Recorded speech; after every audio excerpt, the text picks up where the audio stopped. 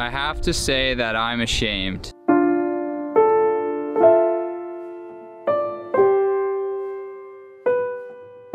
I'm ashamed that it ever came to this. I don't have any shoes.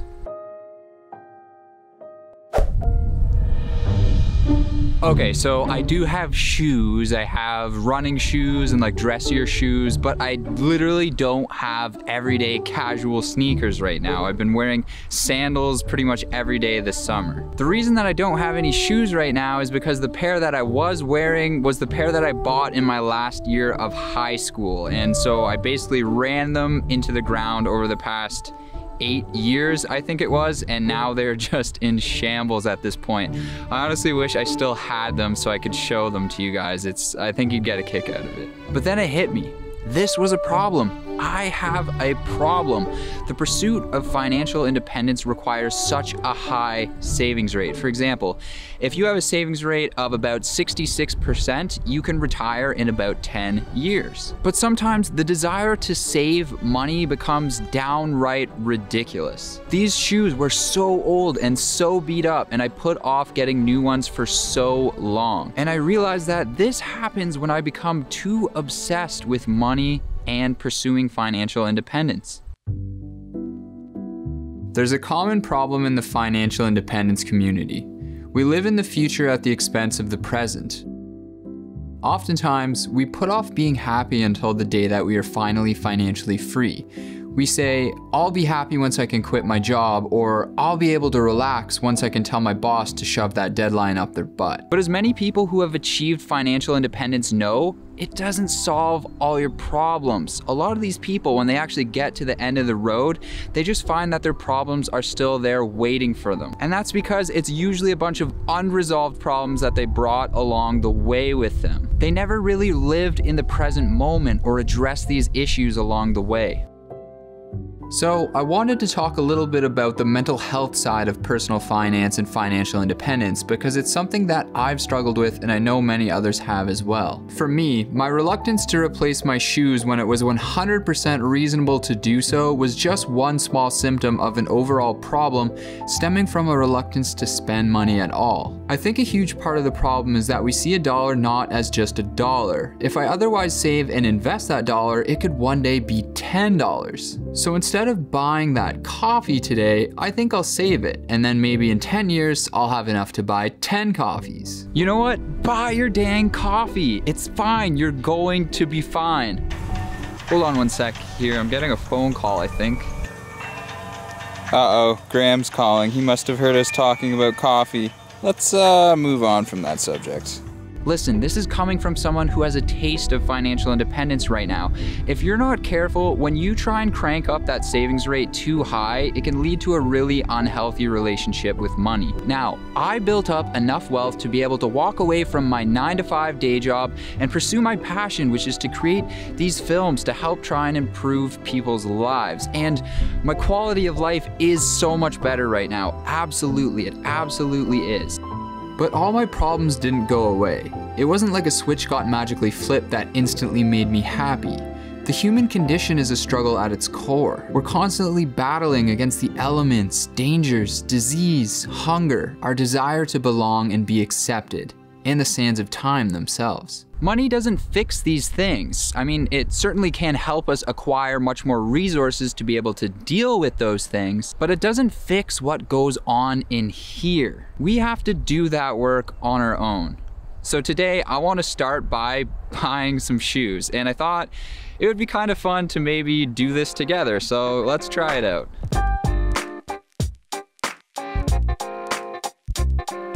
So before I buy these shoes here, I actually just wanted to show you guys something.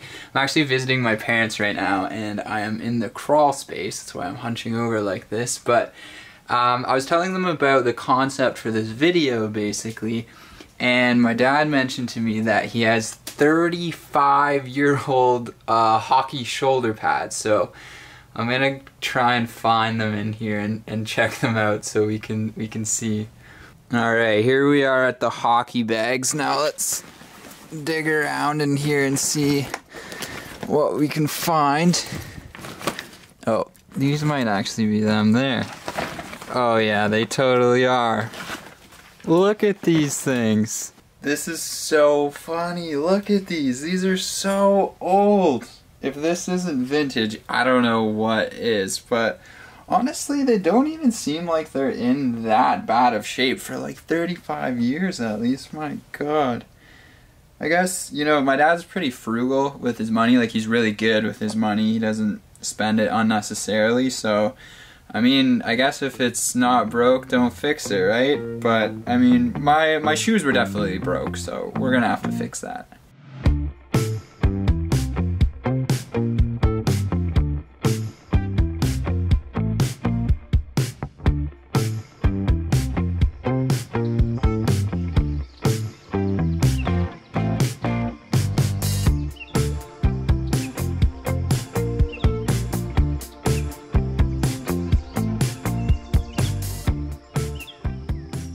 Okay, so let's try and find me some shoes here. Now, my philosophy when I go to buy things like this is buy once, cry once. And what I mean by that is I like to kind of invest my money into things that I know are good quality and that are gonna last me a long period of time. You can definitely find cheap but decent looking clothing, but the quality isn't gonna be that great. So it's not gonna last you a very long period of time, then you're just gonna have to buy more of it again. So for some casual sneakers then, maybe let's take a look at, man, I haven't even bought shoes in so long, I don't even know where to begin. Maybe let's start with Nike. I feel like that's like a, you know, pretty good classic. I'm thinking like a nice off-white or black shoe, something that's like a good staple, you know?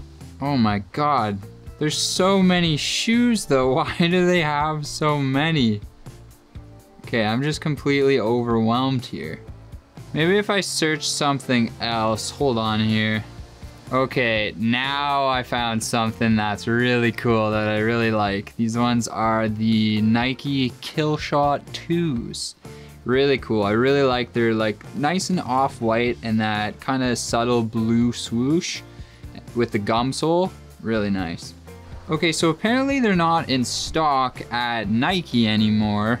And I've just been reading here that I guess they were like a special drop or something like that. I don't really know. I'm so out of the loop on like sneakers. What's this here though? What's stock X? No way. Is this like an exchange for shoes? They have a buy and a sell, an ask and a bid price. I'm right at home on this website. This is just like a, yeah, stock X, stock exchange. Wow, this is hilarious. So it looks like I could buy them on this website, but is this too much? Is this what a hype beast is? I feel like such a boomer right now. Maybe let's look at some other options just to be safe here. How about some classic Chuck tees, some Chuck 70s? Ooh, actually, you know what? I really like these. Let's take a look here. Ooh, yeah, and they even have them in, ooh, look at that nice off-white color. That's a perfect color right there. But also, let's take a look at the blacks. Black's looking really nice too, actually, because the white there is nice and off-white, and the black's not like a stark black either. Oh yeah, I think these ones are really speaking to me. I really like these ones. And black just goes with everything, you know? You can't really go wrong with black. And you know, as far as sneakers go, these have stood the test of time for a reason. They're a good shoe, they're a good looking shoe. I might have to pull the trigger on these ones. Honestly, this is a bit hard though. I always kind of wince when I spend this much money. But I mean, I have to. I need shoes. This is ridiculous. Okay, here we go. Okay, they're on the way, so now we wait. 4 to 6 days later. I think they are here. Let's do a proper unboxing of them though.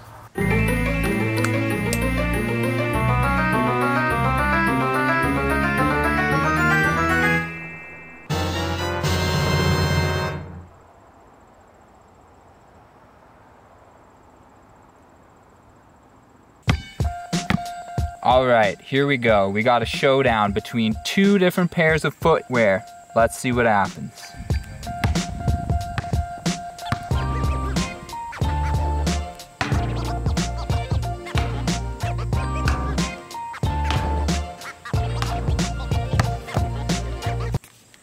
Okay, so that was terrible.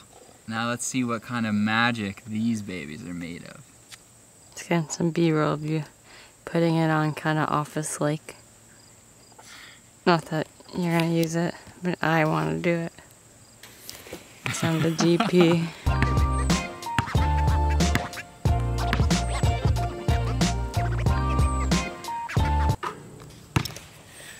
Hey, that was pretty good. Honestly, I think I can feel something in my feet with these shoes.